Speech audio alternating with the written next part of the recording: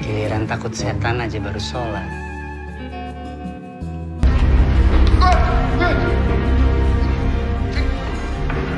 Hai semuanya, balik lagi di Story Film.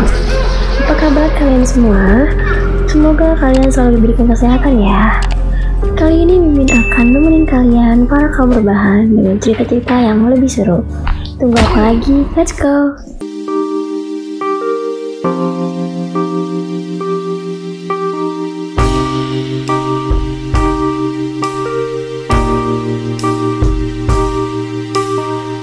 Film ini dimulai dengan kisah anak yang merawat bapaknya yang terbaring sakit di ranjang.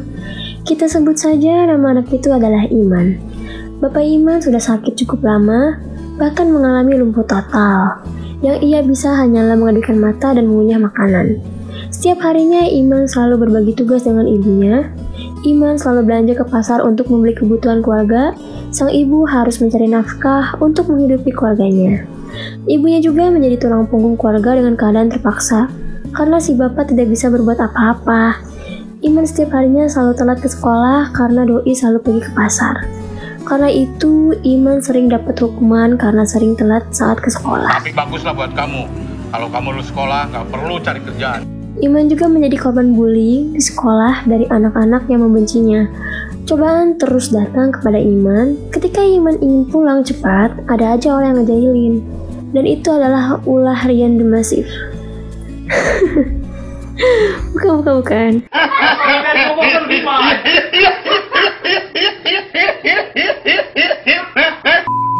Emang kebetulan namanya sama aja kayak Rian and the Gang. Iman berjanji kepada ibunya bahwa ia akan pulang gercep. Namun, hari apes di kalender tak kunjung usai. Ban motor Iman bocor dan Iman gak bisa nepatin janjinya ke ibu. Scene lanjut ke bapak Iman yang lagi sendirian rebahan. Tiba-tiba ada bola masuk ke kamar dan mengagetkan si bapak. Bola tersebut memecahkan kaca jendela sampai pecahan kacanya berserakan di tempat kasur. Tak lama si bapak meninggal dunia karena serangan jantung dikarenakan kaget. Sesampainya Iman di kamar bapaknya, Iman masih belum menyadari kalau bapaknya udah meninggal. Dan Iman mencoba menggoyang-goyangkan badan si bapak sambil berteriak memanggil nama bapaknya.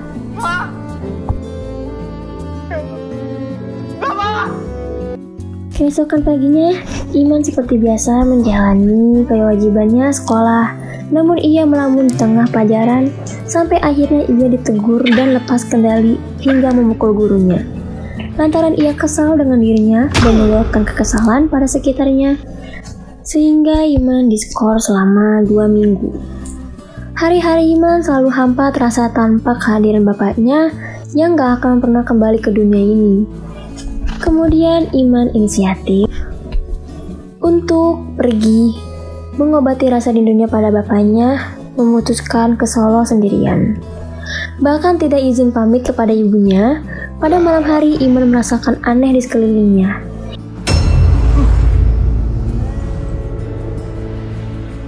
Ia seperti mendengar suara bapaknya, lalu ia mengecek namun gak ada siapapun, kecuali dia sendiri.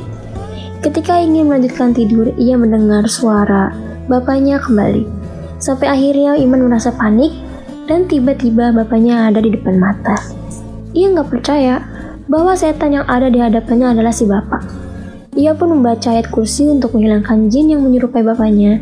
Tapi si setan bapak ini dibaca ayat kursi, gak hilang-hilang anjay. Kayak mantan. Tak lama Iman pun cabut buat sholat supaya imannya gimana sih? Ya biar lebih kuat dan tidak takut kepada setan bapaknya gitu maksudnya. Paham lah. Namun setan bapak selalu mengganggunya dan menjahilinya sampai akhirnya setan bapak menghilang setelah ia kembali sholat. Dan keesokan si setan bapaknya ada lagi. Tapi setannya ini ada di siang-siang bolong. Si setan bapak ini terus meyakinkan Iman kalau ia adalah arwah bapaknya yang kembali hidup, namun hanya Iman sendiri yang bisa melihat. Scene diperlihatkan saat Iman kecil. Ia tidak ingin pindah ke Jakarta dan hanya ingin tinggal di Solo. Dari sinilah Bapak Iman mengalami kecelakaan. Ia ditabrak mobil ketika mengejar Iman yang ingin pulang ke sekolah sendirian, sehingga bapaknya mengalami lumpuh total. Pada akhirnya Iman mempercayai setan bapaknya. Udah gak usah nangis, cengeng. Apa sih sampai nangis kelilipan? Selanjutnya, Iman mencoba menolong wanita cantik bernama Bella yang ingin bunuh diri dengan cara menabrak diri dengan mobil untuk bukan tronton. Sampai seketika si Iman terpesona. Bukan guys, Iman terpana dengan kecantikan Bella. Tak lama mereka deep talk menceritakan trust isu mereka. Ternyata setan bapaknya nguping obrolan Iman dan Bella. Bapaknya menginginkan punya menantu seperti Bella. Setan bapak mencoba mencombelangi Iman dan ngasih tahu untuk mengejar Bella yang pergi keluar ke pasar lama Tangerang. Bukan, maksudnya pasar malam guys. Mereka menikmati permainan dan berhasil memecahkan rekor sekaligus mendapatkan hadiah baju couple. Tak lama setan bapak mengendarai mobil untuk pergi ke Solo karena tidak tega membangunkan Iman dan Bella. Keesokan paginya Pak Damar terheran-heran bahwa mobil berjalan sendiri. Elon Musk pasti terinspirasi dari sini nih. Pak Damar memastikan ke Iman dan Bella, mereka heran karena mereka tidur di belakang padahal ia dan Iman tidur di depan. Bella pun langsung nanya ke Iman, apa Iman yang mindahin ke belakang? Iman pun gak tahu. Dan ternyata hal itu ulah si setan bapaknya. Mimin lagi bayangin guys, gimana cara angkatnya? Apa ini bakal ngalahin hantu Casper? Lanjut ke setan bapaknya dan bertanya kenapa sejak kecil Iman tidak betah di Jakarta dan selalu ingin pindah ke Solo. Setan bapak berpikir kalau ia pindah mungkin hidupnya akan lebih baik dari sebelumnya dan keluarga bahagia. Ia lalu meminta maaf kepada Iman karena sudah memaksakannya, dan ternyata Bapak Iman dulunya adalah seorang anak band Oh iya. terkenal yang Itu kini saya. hijrah menjadi pegawai BUMN. Keren banget sih.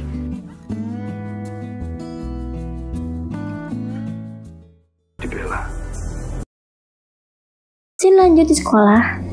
Iman yang berada di dalam kamar mandi tiba-tiba didatangin oleh kumpulan biang kerok.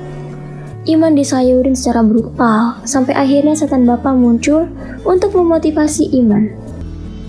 Ini waktunya kamu bangkit. Cocok nih calon penerus Om Arya Teguh. Kata setan bapaknya sudah waktunya untuk bangkit dan tidak lagi menjadi anak pecundang di sekolah. Scene pindah ke ruang guru. Pak Guru meragukan hasil nilai yang tiba-tiba tinggi seperti harapan orang tua. Pak Guru juga menuduh Iman nyontek. Ibu Iman juga tidak percaya pada Iman bahwa anaknya nyontek. Enggak, Bu. Kamu harus percaya sama anakmu sendiri.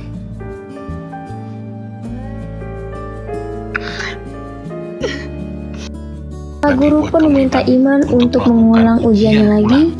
Pada akhirnya Iman memanglah anak yang pintar. Ia berhasil membuktikan semua orang yang selalu membulinya. Nanti kalau kamu udah lulus sekolah di sini, udah gak usah lagi jadi cleaning service. Tak lama bapak pun akhirnya bisa pergi dengan tenang meninggalkan keluarganya. Setan bapak berpamitan untuk yang terakhir kalinya kepada ibu dan Iman.